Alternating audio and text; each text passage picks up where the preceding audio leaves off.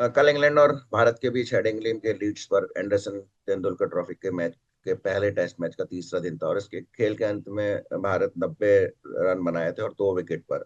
और राहुल उस समय 47 रन पर खेल रहे थे। इंग्लैंड ने चार सारी टीम 465 रन पर आउट हो गई, जिसमें पोप ने 106 रन बनाए और ब्रुक ने 99, टकेट ने 65 और बुमराह ने हमेशा की तरह भारत की ओर से 5 विकेट लिए। हैरी ब्रुक 99 रन पर आउट हो गए थे और वो उस समय अपना सिर फोड़ रहे थे डिस्पेयर में कि इतना अच्छा खेलने के बाद, भाग्य का इतना सहारा लेने के बाद भी भाग्य ने अंत में उसको डेजर्ट कर दिया, जब 99 के रन पर उनको बुमराह ने आउट कर दिया। ब्रुक कल जब आए थे शाम को तो अपनी शून्य के स्कोर पर ही उनको बुमराह ने एलबीडब्ल्यू कर दिया था, लेकिन बाद में उसको नो बॉल करार दिया गया था और उससे कुछ हंगामा भी हुआ था। तो भाग्य आखिर में उसका साथ दिया और भाग्य ने बुमराह का भी साथ दिया, और इसको शायद अंग्रेजी में कहते हैं कि पोएटिक जस्टिस। जब सुबह ब्रुक खेलने आए थे तो उन्होंने पहले ही ओवर में प्रदेश प्रदेश के काफी रन बनाए, एक चौका छक्का भी मारा, और उन्होंने अपनी बेसबॉल टेक्निक को एक तरह से साबित करते हुए बता दिया था। लेकिन उधर स्ट्रोक्स को शायद एक मात्र अंग्रेज के बल्लेबाज हैं जिनको बेसबॉल क्रिकेट खेलने के लिए अधिकार नहीं किया गया है। लेकिन फिर भी भारत ने किसी तरह से स्ट्रोक्स का विकेट सिराज ने लिया, और सिराज हमेशा की तरह गुस्से में नजर आए। उन्हें शायद इस जो उनका स्वभाव है उस पर कंट्रोल रखना होगा। भारत और इंग्लैंड में लगभग पहली पारी में बराबर रहे, 6 रन की लीड कोई लीड नहीं होती है।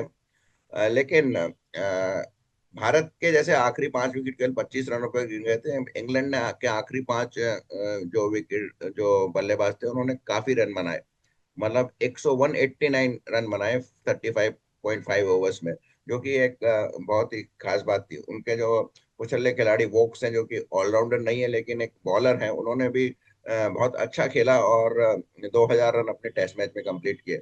इसका मतलब है कि अब ये मैच जो डिसाइड होगा वो दूसरी पारी में परफॉर्मेंस के आधार पर ही होगा। भारत ने दूसरी पारी शुरू की तो उसमें पहले इनिंग्स के शतकवीर जायसवाल जल्दी ही 4 रन पर आउट हो गए, लेकिन राहुल ने जैसा कि पहले इनिंग्स में कहा था डिटर्मिनेशन और गट्स के साथ में खेलना शुरू किया और अंत तक वो नॉट आउट रहे। उधर साई सुदर्शन ने भी इस बार बेटर बल्लेबाजी की और वो 30s में आउट हुए। उस समय उनको राहुल ने कंसोल किया, लेकिन फिर भी एक नए बल्लेबाज के लिए इन इन परिस्थितियों में जब ऊपर बारिश आने की संभावना हो और मैदान में मतलब भारीपन हो, उनकी अच्छी पारी कही जाएगी है। लेकिन मेरा मानना है कि इस मैच में सबसे भारत के लिए जो लाइबिलिटी रहे वो शार्दुल ठाकुर रहे हैं। अ, मेरा जब मैच शुरू हुआ था, जब टीम डिक्लेयर हुई थी, तो मेरा ये मानना था कि साई सुदर्शन की जगह नीतीश कुमार रेड्डी को टीम में ले जाना चाहिए था, क्योंकि वो बॉलिंग भी कर सकते थे और एक तरह से वो बुमराह जो कि अब एक लिमिटेड अपना पुराना उसका लिमिटेड एडिशन में रह गया है, और वो कम बॉलिंग करते हैं। उनके जो हेल्थ इश्यूज है, उनके जो फिटनेस इश्यूज के कारण वो कम बॉलिंग करते हैं, 4 या 5 ओवर ही एक साथ कर सकते हैं, जबकि नॉर्मल कई फास्ट बॉलर 10-10 ओवर तक एक साथ कर सकते हैं। तो उनको काफी अच्छी तरह से शुभमन गिल ने यूटिलाइज किया, और मैं समझता हूँ कि बुमराह जो खुद एक कप्तान रह चुके हैं, वो और शुभमन गिल काफी बीच बीच में आपस में बातचीत कर रहे थे, और उसी के अनुसार जब जरूरत होती थी तो बुमराह से बॉल करवाते थे, और बुमराह ने आधी टीम को आउट किया, यानी ये सिद्ध कर दिया कि वो घायल शेर हैं लेकिन वो अभी भी खतरनाक है। बुमराह ने शायद मेरे ख्याल से इस सीरीज के पहले कह दिया था कि वो केवल 3 ही टेस्ट मैच खेलेंगे। तो उनको शायद परसुएट किया जाना चाहिए कि आपको हम कम यूटिलाइज करेंगे, और उसके लिए उनका बैकअप में मेरे ख्याल से नीतीश रेड्डी का होना जरूरी है। लेकिन अब जबकि शार्दुल ठाकुर पूरी तरह से फेल हो गए हैं और हमको एक बैट्समैन अच्छा चाहिए भविष्य के लिए, तो साई सुदर्शन को कंटिन्यू रखना चाहिए और शार्दुल ठाकुर की जगह नीतीश कुमार को ले आना चाहिए, ताकि बल्लेबाजी में भी एक भारत को स्ट्रेंथ मिलेगी और वो समय चलते बेहतर गेंदबाजी भी कर सकते हैं। उनका अच्छा रिकॉर्ड रहा है।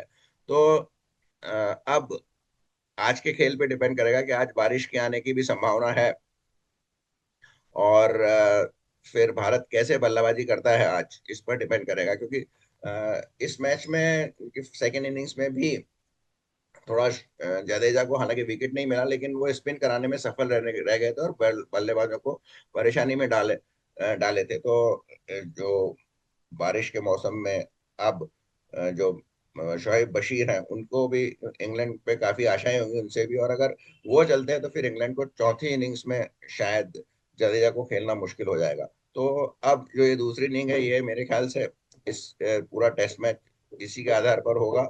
और स्पिनर बाकी जो अंतिम दो इनिंग्स और अंतिम दो दिन है वो काफी इम्पोर्टेंट रहेंगे। तो इस तरह से मैं आपको बता दूं आज अब तक का जो स्कोर कार्ड है उसमें भारत ने 471 रन बनाए थे पहली पारी में, और दूसरी पारी में 90 हैं, 2 विकेट पर राहुल और कप्तान गिल खेल रहे हैं। इंग्लैंड ने 465 रन बनाए, इसमें ऑली पॉप ने सेंचुरी बनाई और ब्रुक 99 पर आउट हो गए। अंत में भाग्य ने उनका सहारा छोड़ दिया। तो ये है, आगे देखते हैं कल क्या होता है इस मैच में। तो फिर कल एक बार फिर से मैं उपस्थित होऊंगा। यदि आपको मेरा ये बातचीत अच्छी लगी हो तो इसको जरूर सब्सक्राइब कीजिए। धन्यवाद।